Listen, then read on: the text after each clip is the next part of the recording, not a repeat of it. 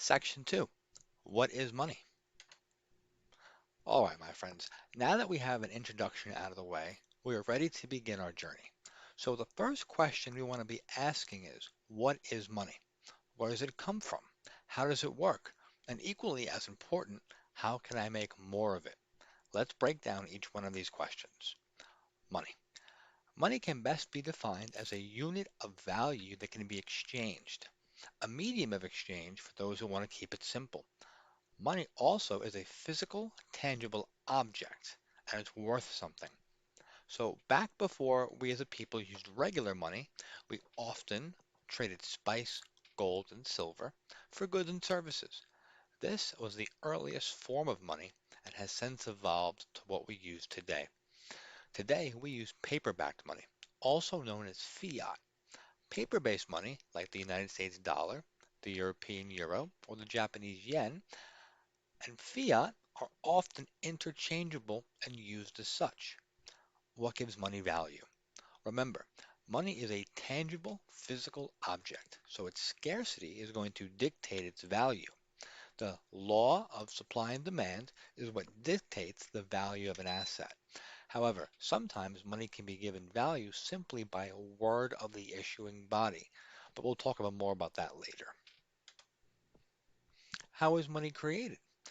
I'm going to be speaking in today's age when it comes to the creation of money. In modern society, money is created and managed by the central government. For example, in the United States, the Federal Reserve prints USD, or United States dollar. I'll be speaking in far more detail about how money is created in the Federal Reserve in the next section. How can I make more money? This, my friend, is the age-old question. But before we start off with how can I make more money, we first must have a deep understanding of how money actually works. You have digital money. In today's world, we have digital currency like crypto, which is Bitcoin and Ethereum, which are decentralized and not controlled by any central bank. These digital currencies have gained popularity in recent years and can be used for various transactions. And you have credit and debit cards. Although they're not a form of money in the traditional sense, credit and debit cards have become a popular medium of exchange for buying goods and services. They allow people to access their bank accounts digitally and make transactions without the need for physical cash. Before we continue, I want to take the time to give you some more context about the history of money. We'll be revisiting this throughout the course.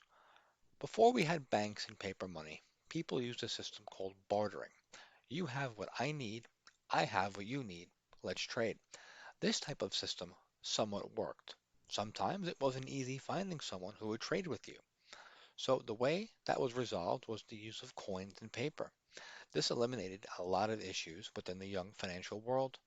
People were able to travel further distances and trade with more and more merchants.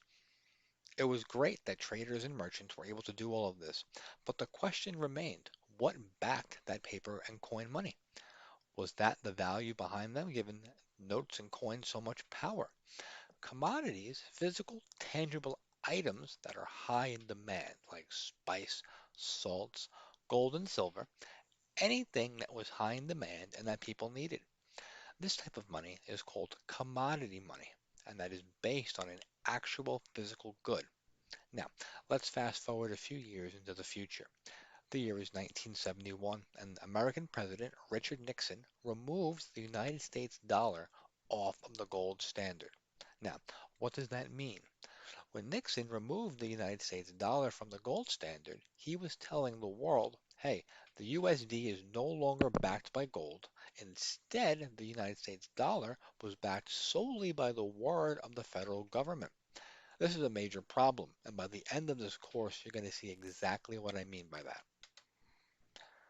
The moment the United States dollar went off the gold standard, it lost its status as commodity money and instead became fiat money.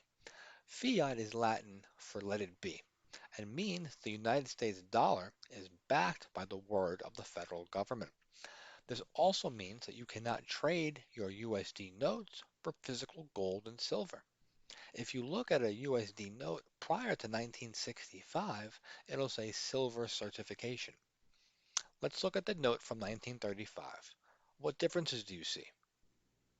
Note, there is zero mention of today of silver in today's note. It was removed and instead replaced with fiat money. This is just a brief introduction of the long history of money. It's important to understand what money is exactly, how it's valued, and how it's created. I will be referring to fiat money a lot throughout this course. Now, if you notice here, I have a dollar bill from 1935.